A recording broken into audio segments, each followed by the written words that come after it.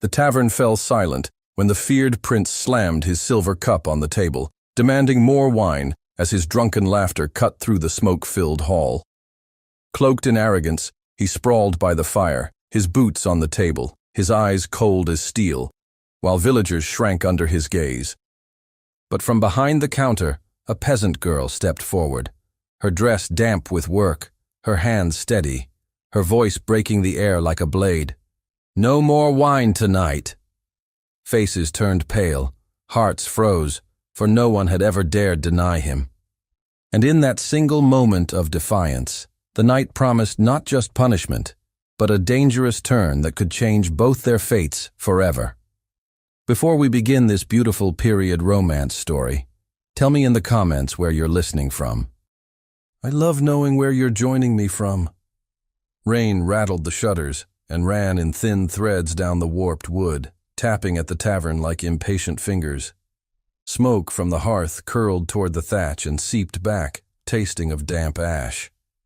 The room was crowded and close. Rough benches pressed together, cloaks steamed. A wheel of coarse bread sat in the center of the trestle like a promise already broken. The innkeeper's daughter moved between elbows with a wooden cup and a mental tally, measuring what was left in the casks against what the winter would take. She knew the feel of the floor through her soles, every soft spot hidden under green rushes and dry chaff. She knew the rhythm of the place, the low murmur after market day, the laughter that tried too hard when someone had found a lucky hen's egg, the sharp silence that meant a quarrel would flare.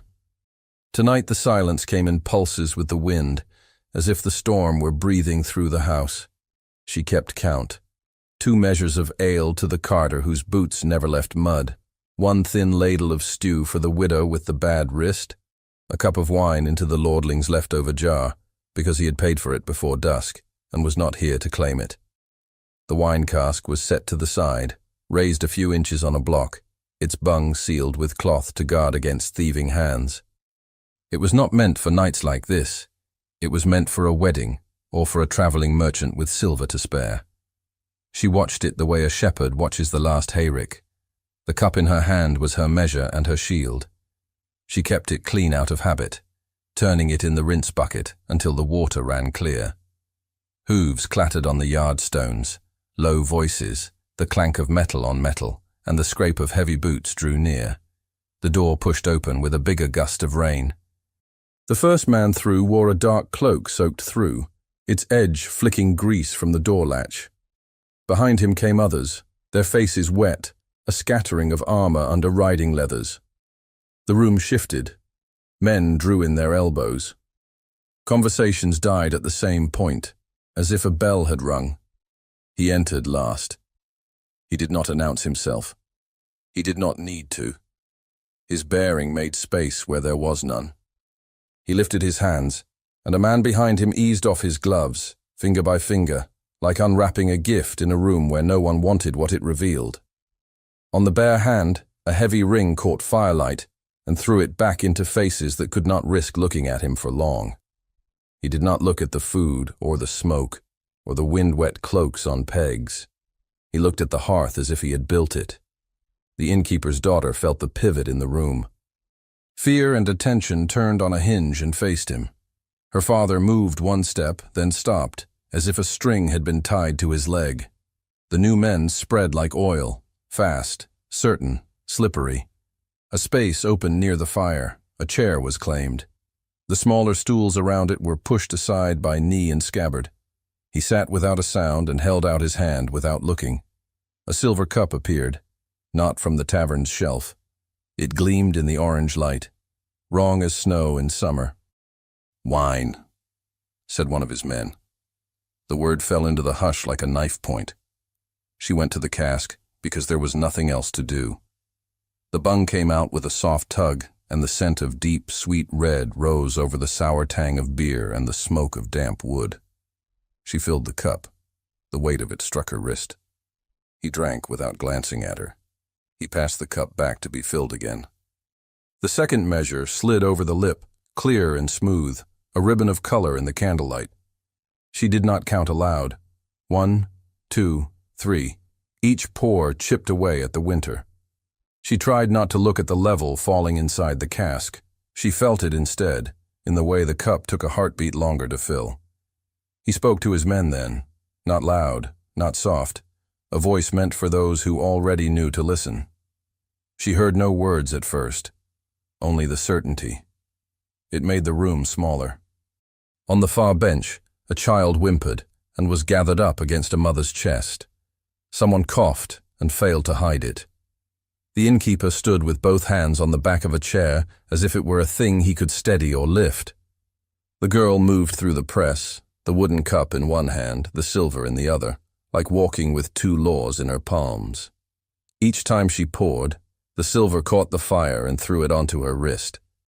By the fifth time, the weight of the cup told her what the sound of the wine did not. The cask was drawing down to its ghosts.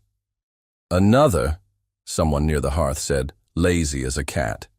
She glanced at the cask, because she could not help it. The wooden tap had a wet sheen and a hollow ring in its hollow heart. The cloth bung lay on the trestle like a lost tongue. She put the silver cup on the table and reached for the measure. A bench skidded. A laugh turned into a shove. The scrape of wood on wood set her teeth on edge. She lifted the wooden cup to brace herself. Her palms remembered her brother's hands teaching her how to check a cask by weight, not sound. The memory hurt like old rope burn. She reached for the tap and heard the storm find a new seam above them. He had been watching without seeming to. She felt it. The small hairs along her forearm lifted as if the air had changed. He did not speak again. He waited. The waiting was worse than command. The room gathered itself like a held breath. She lifted the bung. She thought of rice, of grain, of the small sack with the last handful set aside from the rats. She thought of how many cups were left versus how many days before the market wagon's return. She thought of her father's face when he counted what they owed after the taxman's visit, and found his own fingers refusing to make the numbers lie. Her hand closed around the bung, and she pushed it home. "No more," she said. In the storm and the smoke, the words left her like a stone leaving a sling. No more wine tonight. The room froze. The sound that came from the cask was the quiet of a thing at rest. The silver cup, empty, waited on the table with its mouth open like a man waiting to be fed. Someone swore and then swallowed the word. The child's small hiccup snapped off. The wind chose that moment to slap the wall with a wet hand, and then there was only breathing. At the fire, his head turned toward her as if pulled on a chain. He did not raise his voice. He did not need to. "What did you say?" He asked it like a surgeon finding a thorn and deciding whether to draw blood. She held the wooden cup. It was not a weapon. It was not a shield. It was a thing that made measure into law. The heat from the hearth warmed the side of her face and left the other half cold. "You have had what we can spare," she said. Her voice did not climb. It did not bow. "No more wine tonight." Around them, the air drew tight. A man half rose and sat again. A boot scuffed. The innkeeper made a sound that no one would call a word. A dog under the table crept closer to the hearth and put its nose on its paws and would not look at anyone. She did not look at her father. She did not look at the door. She looked at the man with the ring. He rose. He did it as if gravity had asked his permission first. His men shifted with him, a ripple rolling through a pond crowded with reeds. He did not slam the chair back. He let it stay where it was. He took one step, then another, and each one found a floorboard that did not squeal. The silence was so complete she could hear the cloth of his cloak move against its own weight. She could taste her own fear, copper and stale. It did not shame her. It told her she was alive. The cup in her hand was suddenly rough. Splinters she had sanded a dozen times were crisp against her skin again. If she put it down now and lifted the silver instead, the night would move again and end with the cask empty and a room full of men who would forget her by morning. If she held it, she would be remembered for the wrong thing. "Daughter," the innkeeper said, barely moving his lips. She did not answer. She kept the cup at her side. She kept her chin level. The line of his mouth told her he was thinking of debts and ropes, and she knew he was asking her to be small. She had been small for too many winters. The storm's breath thundered again, and a drip found its way from thatch to floor and tapped her boot. He stood before her with the fire at his back. The light made a crown of heat around his head and placed his face in shadow that moved when the flames twisted. From closer, the ring did not look like wealth. It looked like a thing made to fit and never come off. He held out his hand. Not like a beggar, not like a judge. He held it out palm up, asking for the cup. If she had given it, some part of her would have been given with it. A thread that once snapped could not be knotted in the same place. She lifted the wooden cup into the space between them, but did not set it in his hand. The air there felt colder. He looked at her fingers where they did not tremble. His eyes moved from the cup to her face and back again. "Is this your father's house?" he said, "or mine?" "It is ours to keep," she said, "and your men have eaten." She heard the hushed inhale behind her like a drawn blade, the collective terror at the line she had stepped over and would not step back from. The word ours hung there, heavy as a smith's hammer. It was a dangerous word in a room and a time like this. She felt it. He weighed it as if he could see the dent it would leave. His jaw clenched just once, a small pulse in the cheek near the ear. Then a light went on in his eyes that had nothing to do with the fire, and she understood that this was not a man unused to defiance. It was a man who had forgotten what it felt like to be denied, and was surprised to find the world still held that flavor. The silence cut to a thin edge. A bench creaked. A spoon clinked on a bowl. The storm leaned its shoulder against the wall again. The girl watched his hand. He watched the cup. The rest of the room watched both and dared not breathe. He reached. His fingers came to rest lightly on the rim of the wooden measure. They did not yank. They did not crush. They rested there as if he were testing the give of the wood, the roughness of the grain, the strength of the hand that held it. She could feel the warmth of him across that small bridge. It was almost nothing. It was unbearable. He might have smiled. He did not. His mouth's corner twitched, and his gaze flicked sideways for the first time toward the door. The motion was a signal. A man near the entrance understood it before it was finished. Leather creaked, metal whispered, and the bar that had been lifted for their entrance was set on its brackets, waiting. "Enough," he said, quieter than before. She heard two meanings in the single word. Enough of refusal. Enough of the waste of this public pause. She kept her hand where it was. He gave her a small tilt of his head, a mark of courtesy or mockery. The difference was a coin's width. The innkeeper's breathing had become a rasp. He took a step and stopped when a guard's palm turned toward him, not threatening, only a reminder. The men who had come with the prince formed without effort the shape of a circle that had only one opening. That opening was between him and her. It was not a place for the innkeeper to stand. "Daughter," the innkeeper said again, louder. "Do not—" Her father's voice broke. Not from age, not from fear.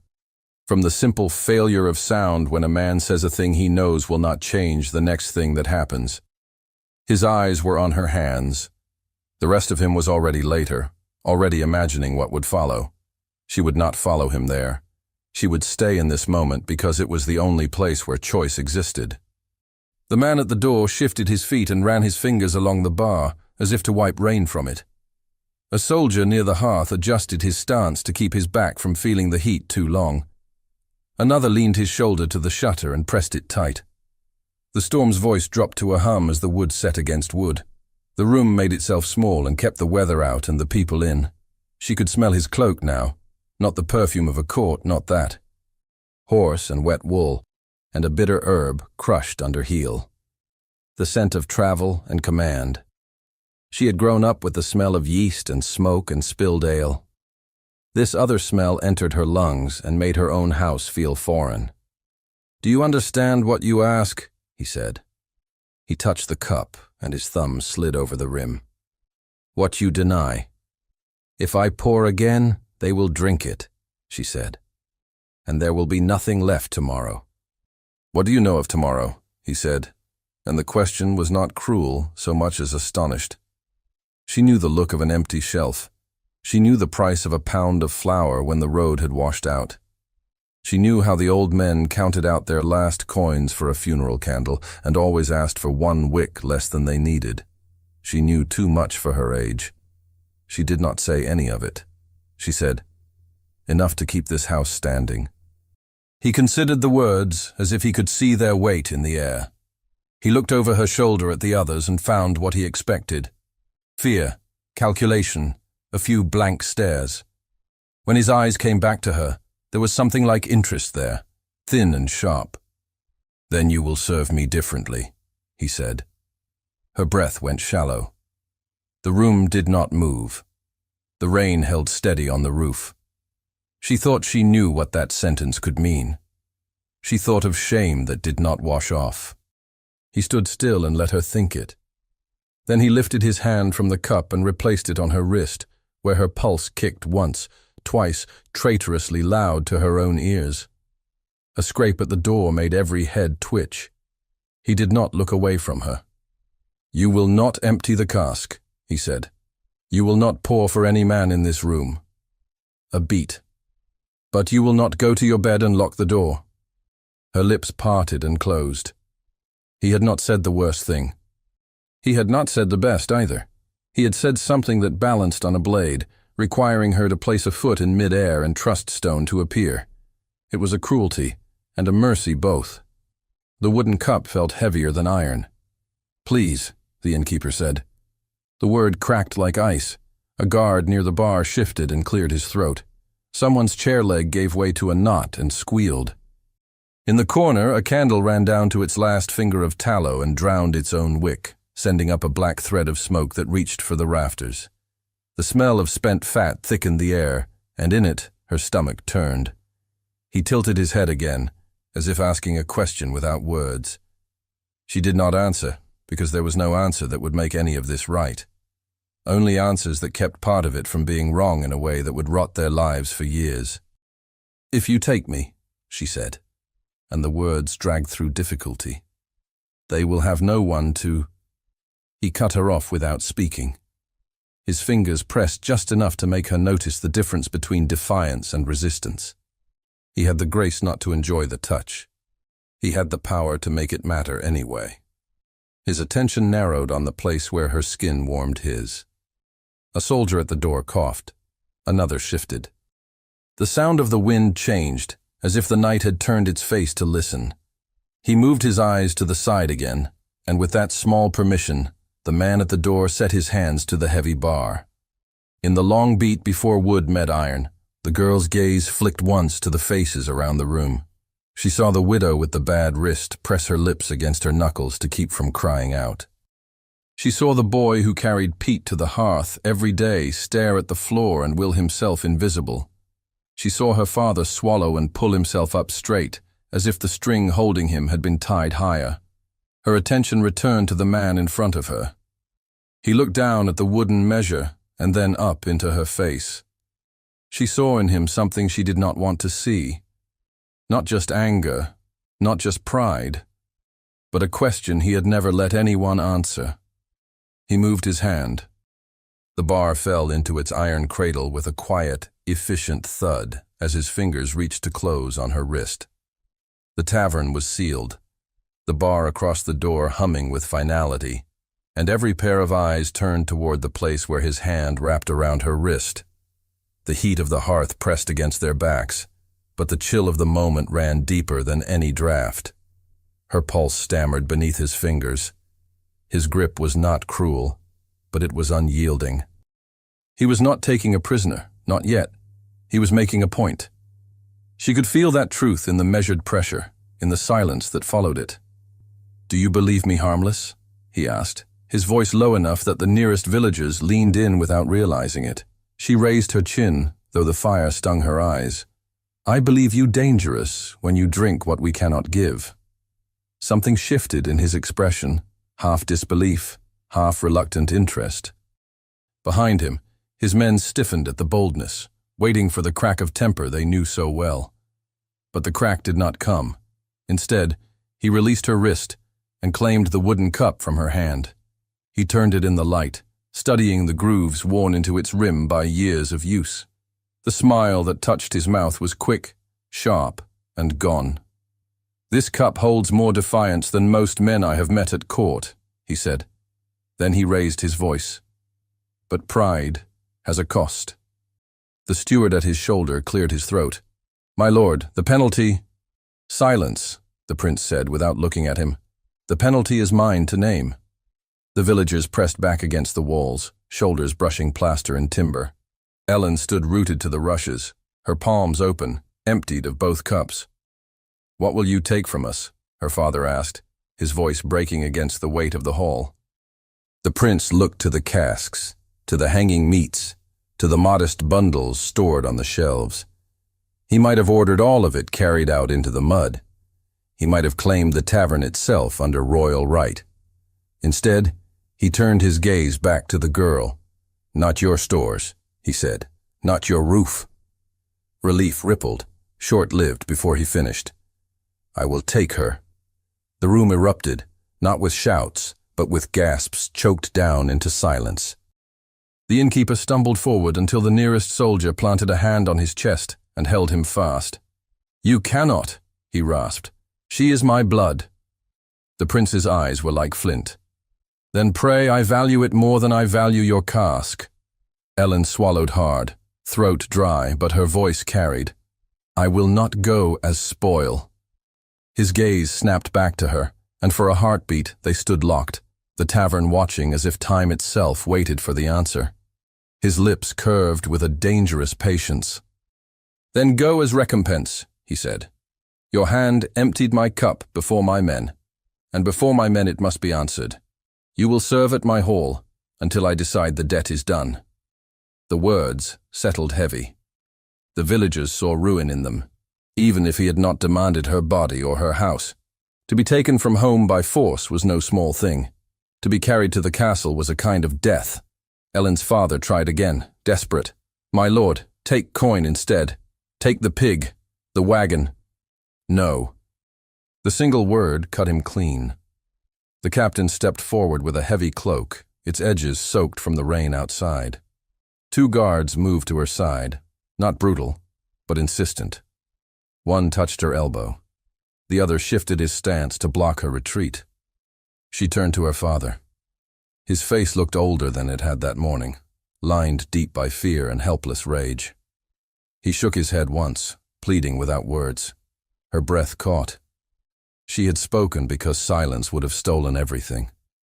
Now her words had stolen her instead. She let the guards guide her toward the door. The bar was lifted. Cold night air swept in with the rain. Torches hissed in the damp, casting the yard in uncertain orange light. The men mounted swiftly, horses stamping, bits ringing. She was placed on a spare mount, the cloak thrown over her shoulders. The leather was too stiff, the saddle too high, and she gripped the pommel to keep her balance. Flanking guards closed in, their torches throwing shadows over her face. The prince mounted last. His horse, black and restless, stamped once and fell into place at her side. He did not look at her. He looked forward, the line of his jaw tight as stone. The tavern door slammed behind them, leaving her father and the village locked in silence. The only sound was the wet rhythm of hooves as the party pulled onto the road. The night was deep and sodden. Rain had eased to a mist, clinging to cloaks and dripping from bridles. The road wound between hedges, their branches clawing at riders' sleeves. Mud sucked at hooves, splattering up onto wool and leather. Ellen's hands ached from holding the saddle pommel, but she would not ask for help. She fixed her eyes on the road ahead, lit only by the two torches carried at the front. Now and again, she felt the prince's gaze flicker to her, but when she turned, his face was angled away, unreadable. After an hour, the village was long gone behind them. The tavern's glow vanished. Only the dark fields stretched outward, punctuated by the pale glimmer of farmhouses shuttered tight. A dog barked once in the distance and fell silent. Her voice, when she finally spoke, was quiet but steady. If your purpose was humiliation, you had it in the tavern. Why drag me further? His reply came after a pause, cold as the rain. Because humiliation fades. Service teaches longer. She pressed her lips together. Service, a word that could be twisted into anything. They rode on. The mist thickened, beading on hair and lashes.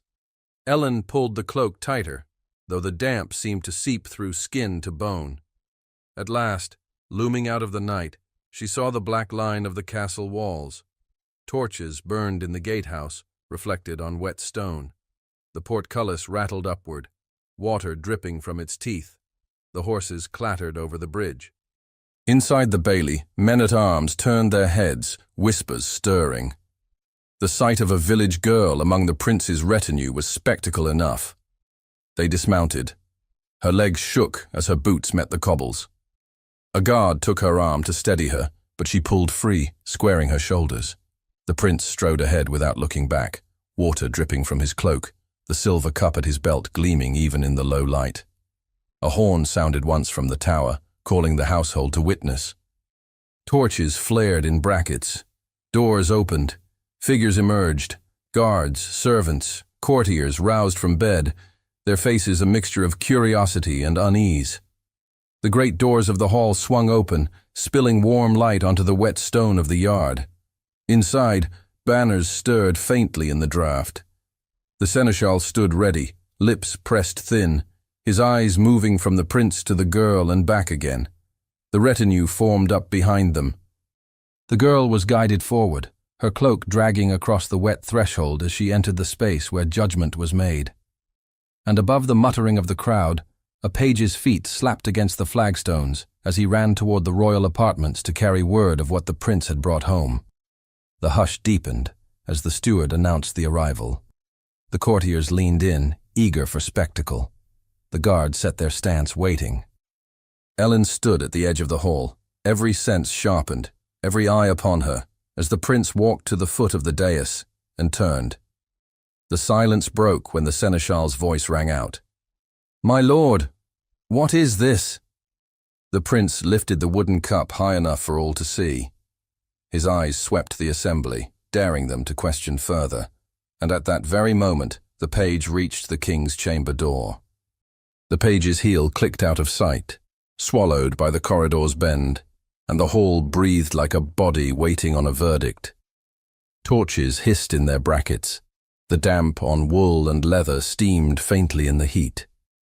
He stood at the foot of the dais because the dais was the king's, and he would not stand higher, not until called. He felt the weight of every gaze, the seneschal's cool measurement, the steward's unease. The guards trained stillness, already calculating lines of force and exits if tempers broke. Most of all, he felt the heat at the back of his neck, a village girl's presence burning there without needing to be seen. He lifted the wooden cup, a simple scarred thing. When he turned it under the light, the room watched the grain spin, as if it might spell out an omen. He liked the soundlessness of it, the message carried without drums or trumpet. He could speak with it later. For now, it spoke for him. The seneschal inclined his head, the movement a question wrapped in obedience. "My lord, the household is roused." "Then let them see," he said. "Summon the butler." The butler came with a towel over one arm and a face that had long ago learned to hide opinion beneath duty. He bowed to the seneschal, then to the prince, then placed himself where he could see both. "You will take her under charge," the prince said, not turning. "She will serve tonight in the hall." "You bring a villager to pour for the court?" The seneschal's tone did not change, but the words had edges. "I bring recompense," he said. He let the cup hang at his side. "And I set my house in order." A murmur ran along the benches like mice along a beam. It was not disapproval, not yet. It was appetite, for spectacle, for a fall, for anything to break the sameness of winter nights. "Punishment should be swift," the steward ventured. "The household thrives on clear lines." Punishment, he said softly, is not always the sharpest line. The butler's eyes flicked to the girl standing near the pillar, cloak soaked, hair clinging dark to her cheek. He assessed without pity or kindness. Can she carry a ewer? She can carry a house on her back, the prince said. He did not know if it was true. He found he wanted it to be. Then she will carry wine, the butler said. The smallest sneer touched the word.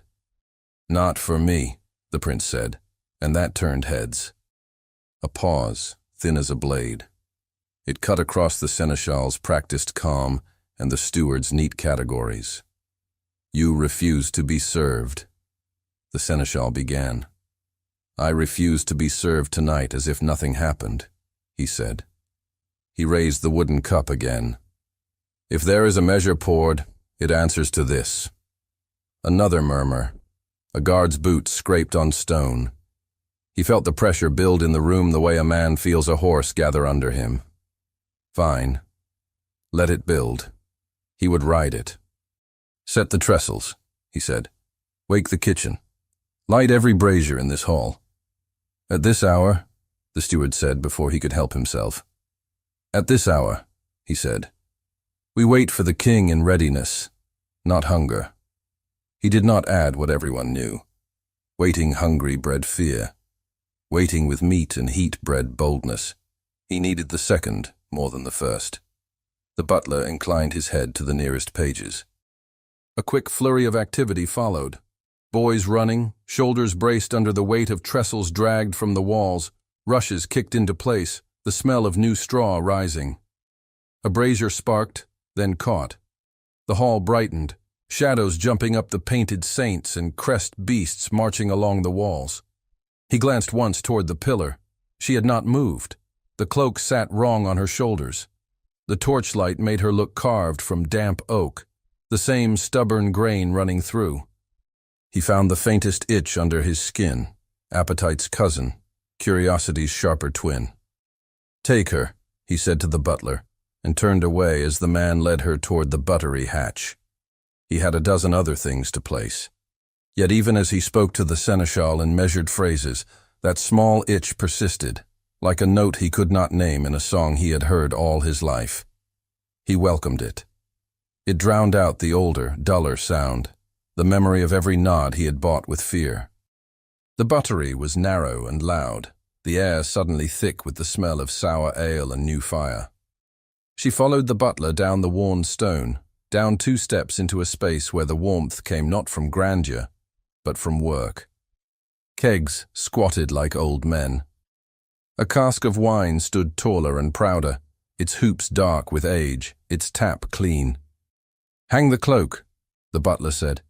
No drips on the flagstones. She unpinned the cloak, shaking out rain, and hung it on a peg. Her dress clung damp to her. She pushed back the hair that stuck to her face, aware that her hand shook. She willed it to be steadier by the time she reached the ewer. Do they have names? She asked without thinking, nodding at the casks. The butler paused, surprised into a snort. Ale or wine? The casks, she said. At home. This is not home, he said. This is a hall. He handed her a silver ewer. It was heavier than it looked. The handle bit her palm. You will pour when I nod, he said. You will not spill. You will not speak unless spoken to. You will not lift your eyes higher than a man's belt. She raised the ewer to test its balance. The rules slid over her skin like cold water. And if I do all that, she said, I will be forgiven? You will be tolerable, he said, which is better than you were an hour ago. She let the retort die. It would not buy her anything here except pain. She lifted the ewer again. The weight settled into her shoulder, a familiar ache. If her hands could carry winter and keep a roof dry, they could carry this. The butler watched her lift, pour into the ewer's belly from the tap, and set it square without slop. He grunted. You have poured before. Not from silver, she said. It spills the same, he said, and was gone to instruct a page to ready trenchers, his voice clipped and efficient. She took a breath, and held it until the pounding under her ribs slowed. The buttery door opened and closed with a slap as boys darted through, carrying loaves, knives, a slab of cured meat. The noise of the hall drifted in on each swing. She could feel the size of that space pressing on the small of her back. A page no older than her brother had been looked at her hands, at the ewer, at her face. "Are you afraid?" he whispered, not unkindly. "Yes," she said, and the truth steadied her more than a lie would have. He nodded as if she had passed a test he respected. "Do not spill." "I will not," she said. And he smiled like a secret, then vanished into the rush of orders. She lifted the ewer and stepped into the hall. The transformation jarred. The trestles were set, fine cloths thrown over them, the wrinkled edges smoothed by quick hands, bowls of salt set like jewels, bread loaves torn into halves and set on trenchers. The brazier's glow licked the metal of helmets and the gilt on painted shields. The air had shifted from raw and expectant to charged. He stood where she had left him, and the hall had arranged itself around him. He spoke to no one and to everyone. Pages moved when his hand tilted. Guards widened the space between trestles at a glance. The seneschal stood near the dais and made notes with charcoal on a wax tablet, cataloging the night like an auditor of sins. She kept her eyes lower than belts and higher than the rushes.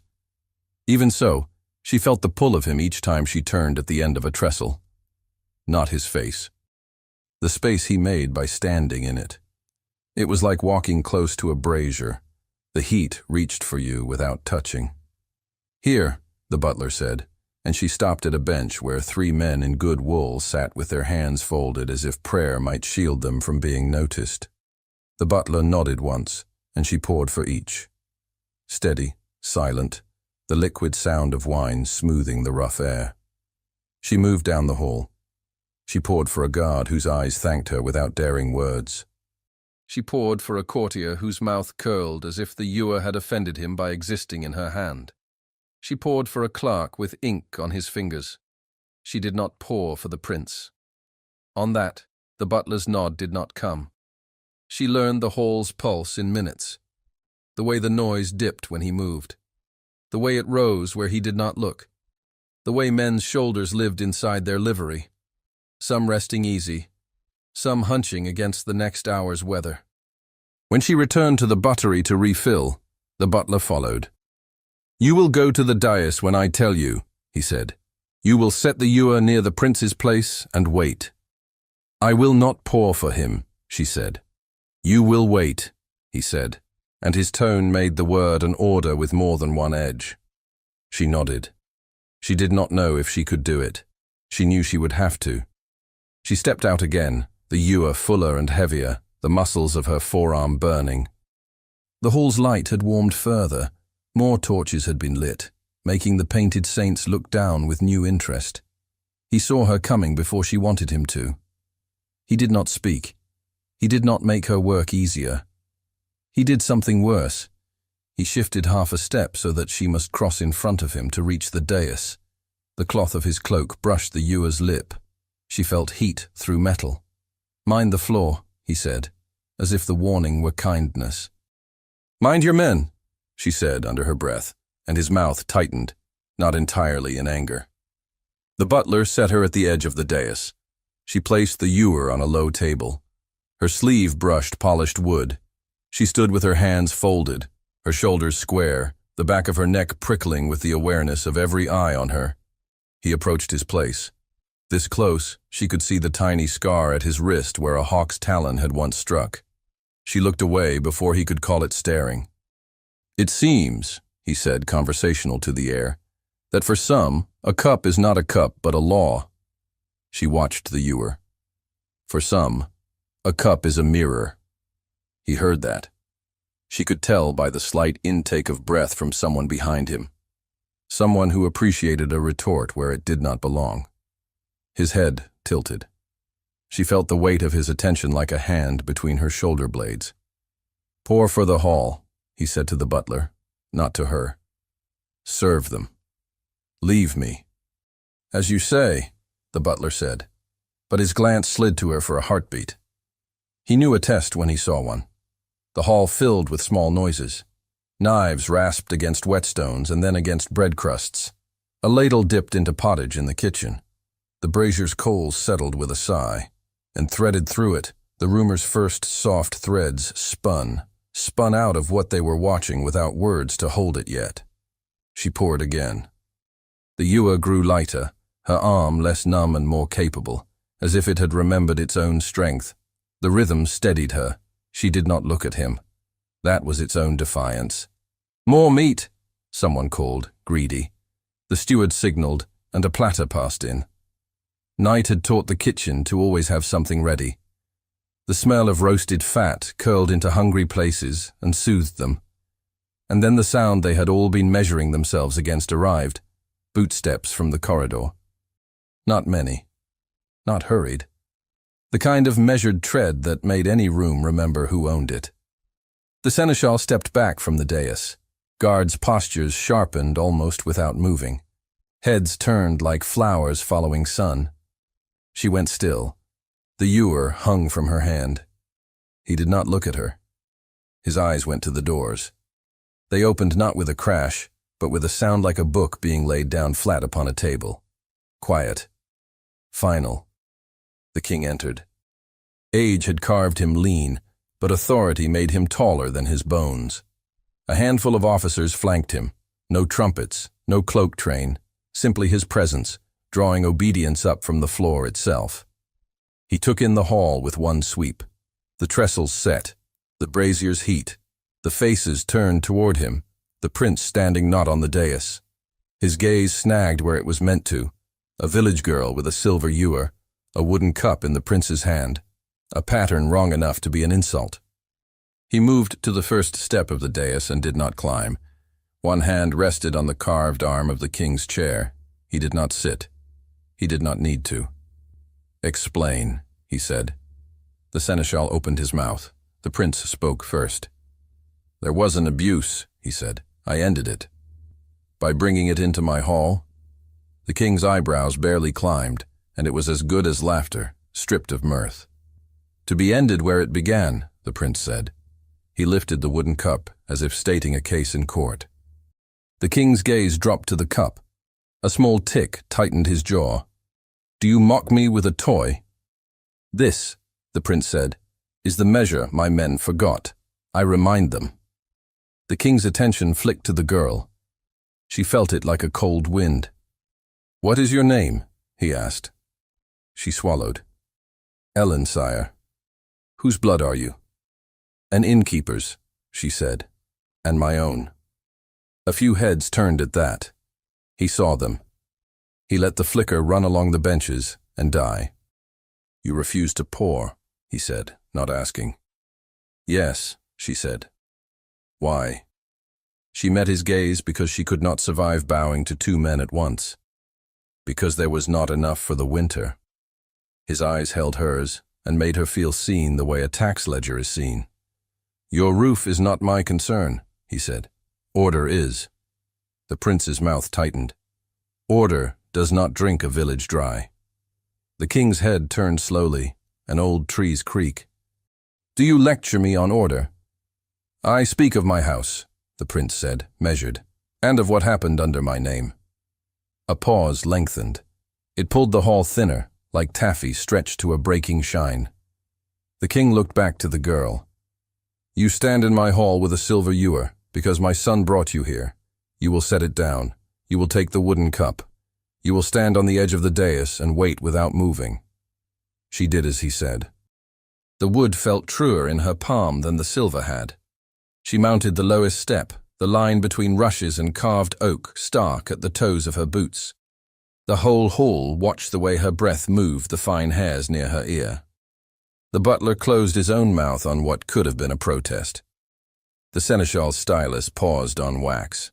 The king turned to the prince. "You sought to teach your men." "Yes," the prince said. "Then learn first," the king said. "Learn that your temper is not policy." He took a step up, then another, and then turned back, still not sitting. His voice traveled easily without force. "The hall will eat, it will drink, It will wait, and then judgment will be made. The order rearranged the night. Pages leaped to serve. The butler breathed again and shifted his nods. The steward sent a boy to the kitchen with a nod of meat and bread. The guards relaxed one notch. Ellen stood where commanded. The wooden cup warmed in her hand. It felt like an oath pressed into her palm. And while the hall moved in obedience, the prince moved the way he always did, almost not at all, so that people forgot he was a blade. He took his place at the lower table to the right, leaving the high space empty for the king to fill when he chose. It changed the current. Men who would have spoken into his ear now had to cross a distance to do it. Many chose not to. He watched Ellen instead, and she felt it like a brand. The first trenchers reached the tables. Stew and bread set hunger at bay. The noise rose as appetite did the king's bidding. Bowed heads over bowls, carefully measured laughter, knives cutting meat, spoons scraping pottage. The butler nodded at her. She moved with the wooden cup, not pouring, only standing ready as if that fact alone could balance the earlier refusal. She felt like a declaration with legs. She stopped near his place. He did not look up.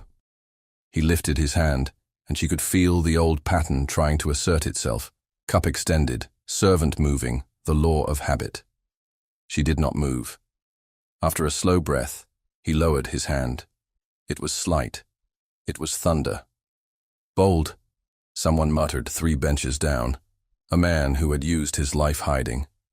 She is a fool, someone else said, and the word slid off her shoulder like a drop of rain off oiled cloth. She had been called worse by Winter. He spoke again, this time without lifting his hand, half to the air. You will not always have your way here. I never did, she said, the answer barely more than breath. He heard it. She knew by the tight line at his mouth and the way his knuckles smoothed once against the table's edge. She stood, the wood warming her palm. Each breath became its own kind of count. Beyond the hall, the storm was ebbing. On the walls, painted eyes watched with gold-leaf patience. Rumor spun itself in the corners. A girl brought in chains of expectation, not iron. A prince who set her where everyone could see. A king who had not yet decided what weight to drop. The butler came and went like a pendulum. The seneschal's stylus scratched, then paused, scratched again. The steward made neat stacks of responsibilities in his mind. The guards' fatigue settled into their bones but did not loosen their grip on spears. Then the thing that would be remembered happened. It did not come with a shout. It came like a hand laid on a fevered brow, soft, shocking.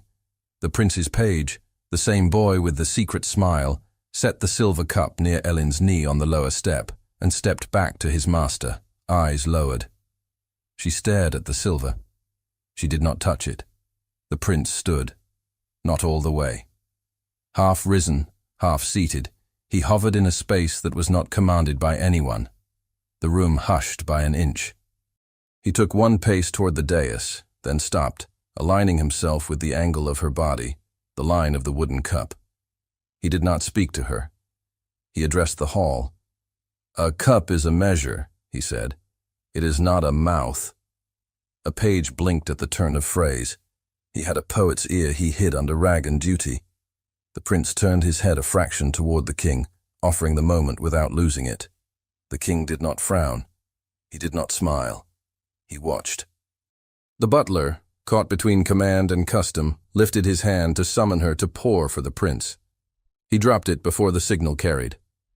The hall saw the motion and made a story of it immediately. And then the prince did lift his hand. He extended it into the space between himself and Ellen. Palm up, the polite ask that could be a trap or a trust. She looked not at his hand, but at the wooden cup in her own. The oak grain ran under her thumb like a path through a field she had walked since childhood. She could step off it. She could not walk backward. No, she said. It was not loud. It was not a shout. It was the same word as in the tavern, but made new by stone and rank and the king's eyes on her. The hall froze. A guard's cough died unborn. A spoon clinked. and then lay still. The prince did not flinch. For one heartbeat, something like relief sliced across his face, startling her more than any anger could have. It vanished. The world held its breath for someone to strike. Bootsteps again from the corridor, sharper this time. The king moved his chin, and the guard captain stepped through the nearest door and took his place to the left of the dais. Along the walls, men straightened as if a belt had been yanked tight, the moment pressed down like a hand. A hush that had layers in it, salt, smoke, old fear, settled over everything. The king's gaze had returned to Ellen and the wooden cup. He spoke, each word placed on the air with care. "Who is this peasant girl," he said, "that dares silence a prince?" The king's words struck the hall like a bell. The air quivered with them, a soundless vibration that reached even the furthest benches. Men shifted, not daring to breathe too loud. Torches hissed. The wooden cup trembled faintly where Ellen gripped it, though her arm was steady. At the edge of the dais, she stood half in shadow, half in light, the center of a storm she had never meant to summon. Her throat burned dry, but her voice would not be silent. "I am no more than I seem, sire," she said, each syllable clear. "But I could not pour what was not there." The hush deepened, as if the stone walls themselves strained to listen. The king regarded her with the stillness of a man who had long ago mastered anger into ice. "And yet you stand in my hall, cup in hand, while my son is refused before his own men." Her fingers dug into the wood. "If refusal was a crime, then I am guilty. But I did it for truth, not spite." A rustle ran down the trestles. Some were scandalized. Some, secretly, hungered for the boldness of her words. The prince rose half a pace from his place, not quite stepping forward. His gaze burned hot against the side of her face. "She wronged me, father, but not falsely." The tavern's cask was near hollow. The king's eyes flicked to him. "You defend her insolence?" "I defend what I saw with my own eyes," the prince said. His tone was measured, but his chest felt tight. "If she is guilty, then so am I, for pressing the cup too many times." The declaration shocked the hall more than the girl's defiance. Courtiers glanced to one another, uncertain whether to read humility or madness in his words. The seneschal stepped forward, voice low but sharp. "Sire, the order of things must be preserved. If a peasant may stand so, refusing service to a prince, what will follow?" "What follows," the prince cut in, "is what we decide here, not what fear invents." His brother, seated nearby, let a faint laugh escape, one of disbelief and scorn. The sound carried enough that all heard. "You speak of decision as if you rule this hall," the heir said. The prince's jaw flexed. He did not answer. Not yet. Ellen kept her eyes forward, though her skin prickled under their words. The weight of noble scorn pressed on her like the wet of the storm had pressed on the tavern roof. But she would not bend. The king raised his hand, silencing the undercurrent of whispers. His gaze pinned her again. "You claim necessity. You claim honesty. Very well. But service remains the path of recompense. You will serve here, under watch, until I say otherwise." Her heart thudded. The butler's eyes gleamed with satisfaction at the decree. Yet the prince's voice broke through before silence could set. "Not as punishment," he said, loud enough for all. "As symbol." The word landed strangely. Some frowned. Some nodded. The king's gaze sharpened. "Explain." The prince stepped from his place and approached, but stopped short of the dais, leaving a careful gap of space. Let her stand not in disgrace, but in witness. A reminder of what hunger feels like when men with titles forget. A dangerous murmur rose. Some saw wisdom, others insolence. "You turn a tavern girl into a banner?" the heir scoffed. "How long before every peasant thinks themselves worth a crest?" The prince's head turned, sharp. "Better that than a crown too heavy for the head that wears it." The heir's face darkened, but the king's lifted hand stilled the flare. He studied his younger son, then the girl. In his silence, the hall seemed to bow lower. Finally he said, "Let it be so. She will serve. But remember, symbols cut both ways." The decree settled like stone. The steward made a mark on his tablet. The butler's mouth pressed thin, half resentment, half triumph. The guards shifted but did not relax. Ellen breathed, shallow but steady. A strange thing filled her chest, fear still, but threaded with something else, dignity. When the king turned and left with his officers, the room exhaled. Conversation rose again in cautious waves. The trestles filled with renewed noise, but at the dais' edge, she and the prince remained in the silent eye of it. Later, in the cloister walk, the air damp and cool, their paths crossed again. She carried the wooden cup still, unwilling to set it down in unfamiliar walls. He leaned against a pillar, shadows across his face. "You spoke with boldness before the king," he said. Her hand tightened around the cup. "I spoke as I must. If I lied, I would have shamed myself more than I shamed you." His mouth tilted, almost a smile, but not. Few would risk shame for truth. She looked at him, the torchlight catching his cheekbone. "And you, my lord? Did you defend me for truth or for pride?" The question hung between them, sharp. His eyes flickered, and for the first time that night, his silence seemed bare, not armored. Before he could answer, the butler's voice carried from the far end of the walk, calling her name. She turned away, cloak brushing stone, leaving him staring after her with the weight of words unsaid. The night stretched on. Orders were given, writs drafted, arrangements made. By dusk the next day, she was sent back toward her village, guards at her side, the king's seal pressed into parchment that promised protection. The wooden cup rode in her satchel. At the castle gate, he stood above on the battlements, watching as she crossed the bridge. The storm had broken. The air smelled of wet earth and ash. She did not look back. Not once. He remained until the line of her cloak was lost against the road. And though the court bustled behind him with gossip and judgments, he felt only the silence of the space she had left. He closed his hand over the cold stone of the wall and whispered to himself, unheard by any, "No one has ever said no to me twice." The words lingered, low as thunder, as he turned away. Dawn had not yet cut the sky when the road unwound before her again. The escort rode with their cloaks pulled tight, the iron of their buckles dull with yesterday's rain. Ellen held the satchel against her hip with one hand, the other steady on the saddle's pommel. The wooden cup inside the satchel knocked softly with each step of the horse, a heartbeat she could not quiet. She did not look back toward the castle. The gate's shadow had swallowed her long before, and the world had narrowed to hedgerow and mud and the pale breath of horses. The guards spoke little. When they did, they lowered their voices as if the road itself listened. They reached the village as dusk bled into evening. Smoke rose from low roofs, blue and thin. The tavern's door stood shut, lamplight seeping through the cracks, as if the house were holding its breath. Her father was a dark shape in the yard before the men at arms could call, his hands twisting in his apron, knuckles white. "Daughter," he said, and the word was a prayer and a warning both.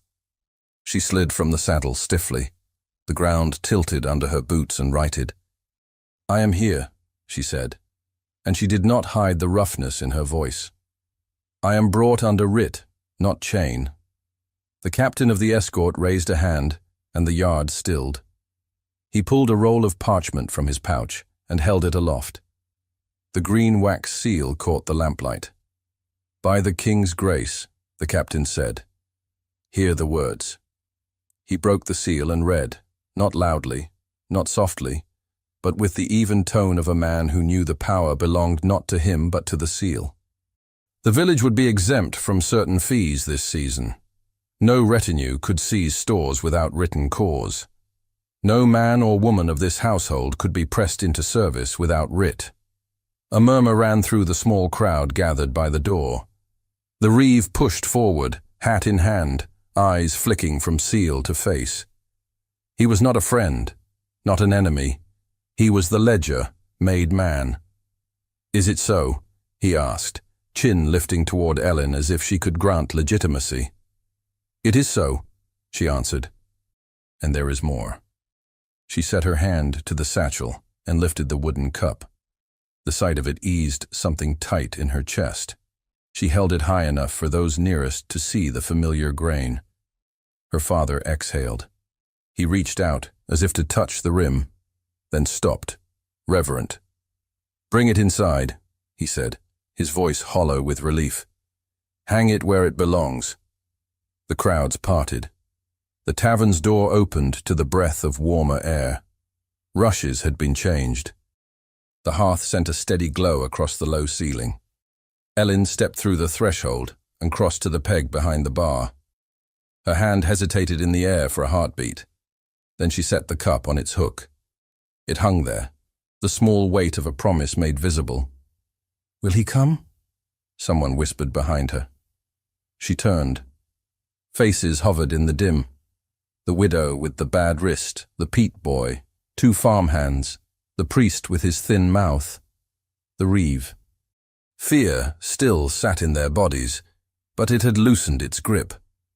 Hope was a timid creature, but it had thrust its nose into the room. "At first light," she said, "with wagons." The priest cleared his throat, cautious. "Let us not blaspheme the dawn with too much expectation." But his eyes betrayed him. They were hungry. The guards ate stew by the hearth and bedded down in the corner by turns. The room settled into the deep kind of quiet that welcomes sleep but does not trust it. Ellen sat where she always sat at the end of a long day, with her hands wrapped around a simple cup of warm water, steam curling into her face like a blessing. Her father sat opposite and found his gaze tugged always to the peg. "I thought I had lost you," he said, little more than breath. "You almost did," she answered, unable to soften it. "But not to shame." He nodded once, grief and pride fighting under his skin. "What will he take in return?" "I do not know," she said. He asked for service and returned with judgment. He promised more by dawn. "Do you trust him?" She pressed her lips together. The fire popped softly. "I trust what he did when he could have done worse." Her father's eyes shone. "And if he asks for—" "He will not," she said, and in her own voice she heard not certainty but decision. "If he does, he will hear no again." They sat with that. It warmed them more than the fire did. He nodded. He looked older and lighter at the same time. When sleep came, it did not come with dreams. It came with the simple blankness of a body that had outrun a storm and needed to lie down in the dry. The first light of morning came slowly, gray drawn across the thatch. Ellen woke to the sound of hooves on wet road and the creak of heavy loads. She splashed her face with cold water and pulled her cloak close. In the yard, villagers were already gathering, pulled by the news as surely as by the sound. The wagons rolled into view one by one, wooden wheels wet to the hub, axles complaining. Sacks piled high, stamped with a mark that was not the crown's but the house's, the sign of rents paid and owed. Guards rode alongside, not loose, not tight, shoulders squared in a way she had not seen the night before. He was there. He rode not at the front, as if to be seen first, but alongside the first pair of oxen, one gloved hand on the yoke when the animals balked at the mud. He spoke low to them, and the wagon moved with a heave. He felt the eyes before he saw her. The small yard had become a little square of judgment. He drew his horse to a stop and swung down, boots sucking once in the softer earth, then finding stone. He did not look toward the threshold. He looked at the reeve first. "You will count," he said. "You will witness," he added, toward the priest. "And you," he said, turning finally toward Ellen's father, "will tell me if there is a house left unmeasured." Ellen stood a pace behind the door's frame, breath shallow. Her fingers pressed to the latch as if that small contact could hold the world where she had placed it. "Measure," the Reeve said, the word sudden in his mouth. He stepped forward, set his notchstick for bushel and peck, and pressed the first sack to the scale. Grain poured, a sigh of wealth that was not luxury but survival. He leveled with a straight edge and nodded. The next followed. He, the prince they had feared, took a place at the tailgate. He heaved sacks down with the carter, his hands dirtying without remark. He did not make a show of it. He simply worked. Each sack thumped into the yard and thudded into a house along the thin street. Villagers stepped forward in turns and in order, the Reeve stick tapping lightly against each measure, as if affirming a heartbeat. Ellen stepped into the yard. The morning air cut her cheeks clean. She did not lower her gaze. He felt her presence the way a man feels a fire at his back, not on the skin, but under it. He did not turn too soon. He finished setting a sack down, nodded to the carter, then looked. She stood in the doorway with the cloak closed at her throat, a familiar silhouette made newly dangerous by what it meant to him now. He inclined his head the smallest fraction. She answered with a space of silence that allowed their morning to settle into itself without breaking. He turned to his captain and took a small roll of parchment. The green wax seal had already dried hard. "Hear this," he called, not raising his voice, but shaping it so the yard carried it. "By my house's rents, under my seal." He broke it. The Reeve and priest leaned forward, hands folded like parishioners. "This tavern is remitted toll on the road to market through harvest end. Grain for a charity ale will be supplied each month through the same season, under the priest's keeping and the Reeve's count.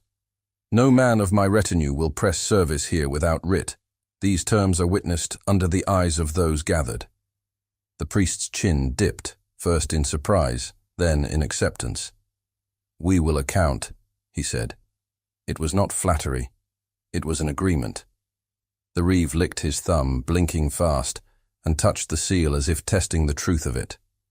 "I witness," he said, voice steadier than his fingers. Ellen's father let out a breath he had been holding since the bar fell on the tavern door. He wiped at his face with the heel of his hand, unashamed of the wet there. The widow with the bad wrist covered her mouth and then dropped her hand, a sound escaping she would later call laughter and not weeping. He turned to Ellen. She met him halfway, cheeks flushed by the cold, and by something he had not earned and wanted to. He reached for his silver cup at his belt, then stopped in the motion and unhooked it, laying it on the tavern sill as if laying aside a right. He held out his empty hands. "Will you lend me measure?" he asked. She knew the language under the language. Her fingers moved to the peg without needing her eyes to guide them. She took down the wooden cup. It was clean. It was just a cup. It was more than that, because they had made it so. She placed it in his palms. "Do not spill," she said, softer than she had intended. He almost smiled. "Teach me." He lifted the cup and turned to the gathered faces. No one spoke.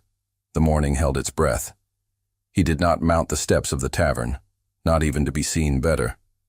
He stayed on the ground, boots muddy, cloak spattered. He raised the cup no higher than his heart. "For those I called mine," he said, "I forgot what I owed. See me remember." He drank. The wooden rim touched his mouth. The taste was simple and honest, a faint ghost of oak and smoke, the memory of last winter's brew. He swallowed, and at once felt more sober than he had in a long time. When he lowered the cup, the silence broke like ice under thaw. Not into noise, but into a different quiet. Judgment had shifted, a weight had been set down. He turned the cup, saw where a long-ago nick had been sanded smooth, and he wondered who had done it. He did not ask. He extended the cup back, and she did not take it immediately. The small pause widened their exchange into something everyone could see and no one could name without spoiling it. "Keep it a moment," she said. "Let the wood remember you." The Reeve coughed and looked away as if privacy could be given by a glance elsewhere. The priest studied the sky. The captain feigned interest in an ox's yoke. For once, The day itself gave them cover. "Now," she said, and lifted her hand, and he placed the cup into her palm with care. They worked then. Work has a way of making fear step aside. He oversaw the order of the wagons. The reeve counted. The priest noted names in a small book in which he kept baptisms and harvests and deaths. Ellen directed where sacks were stored so mice could not find them and damp not spoil them. The guards set their shoulders to help, and the villagers did not flinch when they passed close. At one point, a strap slipped from an old woman's bundle. The prince's hand was there before the weight hit earth. He tightened the leather and nodded to her. She blessed him under her breath without theatre. These small things gathered like kindling. The yard thinned as the wagons emptied, and the sacks found corners and shelves. The smell of grain filled the air, warm and dusty. The tavern door opened and closed, the hinge complaining in the old way that made even the children smile with relief at a familiar sound. When the last bushel had been levelled, and the reeve had named it fair, the prince turned in a slow circle and saw not fear, not quite gratitude, but the beginning of a thing like trust. It humbled him in a way kneeling had not. He did one more thing. He lifted the silver cup from the sill and set it on the tavern shelf, not to be used, but to sit there as a reminder that the day had rewritten some small law. "Let this not be lifted," he said, "for a month." The priest raised an eyebrow, then nodded. It was not liturgy. It was a vow all the same. Inside, the hearth had been piled high in honor of the morning's labors. Someone, bolder than yesterday, set a whistle to his lips and coaxed a simple tune, the kind that circles a room without breaking it. The captain caught the eye of his men and nodded, and they let their shoulders loosen, swords at their sides not clattering like threats but resting like tools. He paused at the threshold, suddenly uncertain. Power had always made rooms open for him. This room held still, waiting to see which man he would be when he stepped in. Ellen stood by the bar with her hands on the wooden cup. She looked up. Their eyes met across the worn boards and the ordinary tables, and the distance between them felt like a shape the room had been asked to hold all along. "You could take the seat by the fire," she said. "As a guest." "As a guest," he echoed, tasting the word. He crossed the room and stopped a pace from the hearth. He did not sit until the innkeeper, until her father, gestured to the chair with a small, courtly incline that would have looked out of place anywhere else and fit perfectly here. He sat. The sound in the room altered. It became human again. The captain accepted a bowl of stew. The reeve stood with the priest, the two men watching as if to mark when humility became habit. Children crept closer, and then fled when he glanced their way, only to creep closer again. Ellen approached with the wooden cup and another like it. She set one before him, then the other before herself across the small stretch of table. It looked like nothing. It was everything. He put his hand on the table, palm up, the way he had in the hall, but softer. She did not place her hand in it. She set her fingers to the rim of the cup and traced the curve, then lifted it. "Will you share with us?" she asked. And the U.S. was careful, yet it rang true. "I will," he said, and the promise landed between them without weight, which is how a true thing sits. She poured from the new cask they had not dared tap yesterday. The smell was honest and strong. She raised her cup a little, not high enough to be a show, just enough that their two circles of wood framed the space between their faces for a heartbeat and brought the world to a pause. "To winter," she said. "May it be kinder." "To winter," he answered. "May we deserve its kindness." Their eyes held. It was not a courtly gaze, not a tavern glance. It was a recognition. He swallowed what rose in his throat and drank. So did she. The room moved again around them, as rooms must. When the cup came back to the table, his hand found the edge of hers without meaning to. Skin met skin for a bare moment. It burned. They both felt it. They didn't look away. The romance lay not in the touch itself, but in that refusal to pretend it had not happened. "Your men will speak of this," she said, half a smile touching the corner of her mouth. "Let them," he said. "Let them learn a new story." Her father approached with a loaf and a knife. He set it down, nodded to the prince with a respect born not of fear, but of the morning, and retreated. It felt like a blessing. They ate. They spoke more by choosing what not to say than by the words themselves. She told him quietly how winter had stripped more than larders. He told her, not boasting, how he would make amends where he had gone too far. Their sentences were short. Their silence was rich. It was conversation as a craft, not a display. Outside, clouds slid away from the sun. Light spilled across the yard and into the doorway like a shy guest. The whistle's tune rose and fell and found a second voice. Laughter started small and grew as if the room had remembered where it had put it down. He looked around and felt, for the first time in longer than he could name, like a smaller man in a larger good. It did not diminish him. It made him right-sized. He turned back to her and found she was watching him with a steadiness that did not flatter and did not condemn. It measured. He held her gaze and let himself be measured. "What am I to you now?" he asked, foolish enough to want to hear her answer. Her eyes softened at the edges.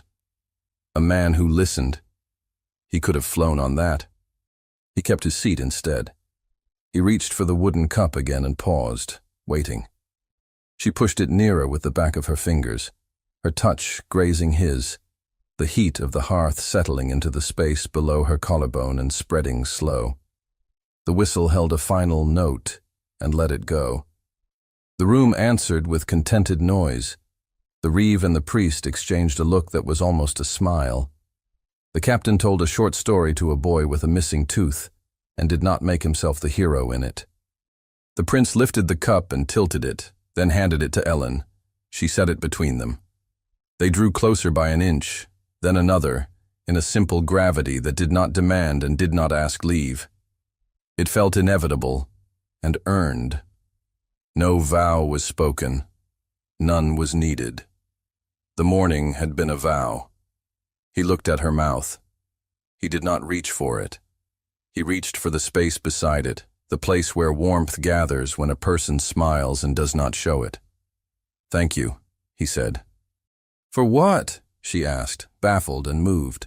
"For saying no," he said, "and for saying yes today." Her throat tightened. She breathed through it, found ground under her feet, and lifted the cup one more time. He covered her hand with his for the beat it took to steady it. They drank. The wooden rim pressed both their lips in the same moment. Outside, the road took the wagon's tracks and made them part of itself.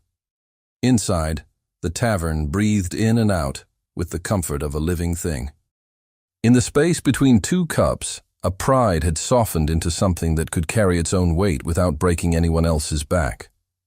When the afternoon light turned honey and dripped down the walls, he stood. Not abruptly. He placed the chair back exactly as he had found it. He met her gaze and did not look away. "I will come again," he said. No threat in it, no command. A statement, a hope. "You know where to find the door," she said, the smallest smile given like a gift no one else could see. He bowed to her father as if greeting a lord and accepted the smallest nod in return. He stepped out into the yard without needing the room to rise. As he crossed the threshold, Ellen hung the wooden cup back on its peg. It rested there, home, and changed. She touched the rim once with 2 fingers and felt the warmth there still, as if wood could keep body heat like a secret. The door closed behind him with its old hinge song. The hearth threw gold across the room. The village kept breathing. And between one breath and the next, what had been fear turned into a belonging that would hold through winter and beyond. Thank you so much for listening to this story all the way to the end. We hope it moved you as much as it moved us while telling it. We'd love to hear your thoughts. Leave us a comment telling us where you're listening from and what you liked the most. Rate this story from 0 to 10. What score would you give it? If you enjoyed this story, don't forget to subscribe to the channel and leave a like as a show of support. That really motivates us to keep creating and sharing more stories full of emotion and life lessons. And before we go, we want to remind you that an exciting and heartwarming story recommendation will appear on the final screen. If you'd like to enjoy it, just click on the video. Thank you once again for being here, and we'll see you in the next story.